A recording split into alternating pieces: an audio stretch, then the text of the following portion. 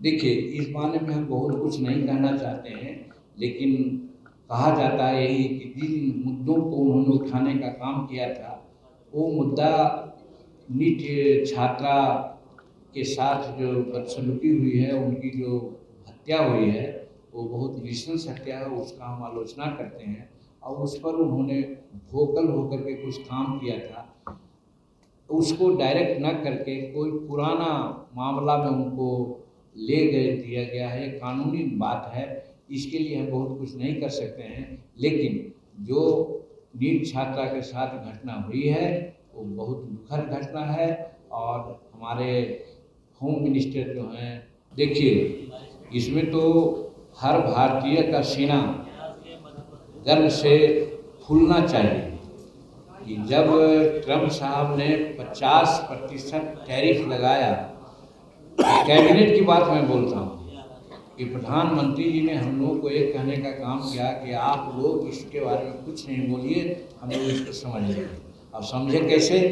कि चाहे इंग्लैंड हो, फ्रांस हो और करीब 12-13 देशों के साथ इनका ट्रेड डील हुआ और हद हो गया कब, जब यूरोपीय संघ के लोग यहाँ आए और ट्रेड हुआ और एग्रीमेंट हुआ, तब अमेरिका समझ लिया कि अब भारत मानने वाला नहीं है। और वो ट्रेड के बाद भी हमारा निर्यात में किसी प्रकार की कोई कमी नहीं हुई थी, हमारे यहाँ महंगाई का जो हिसाब था वो भी नहीं बढ़ा, हम एकदम स्टैटिक रूप में चल रहे थे। तो अंत में ट्रंप को लगा होगा कि साहब अब हिंदुस्तान अपने बल पर आगे बढ़ेगा, तो वो झुक करके अब उन्होंने 18% टैरिफ पर काम किया है, जो हमारे लिए बहुत सुखद एहसास है और भारतीय इकोनॉमी के लिए बहुत अच्छा क्षण है। और राजनीतिक दृष्टिकोण से हम लोगों को नरेंद्र मोदी जी के ऊपर गर्व करना चाहिए। केसी वेणुगोपाल कह रहे हैं कांग्रेस लीडर कि ये पीएम जो है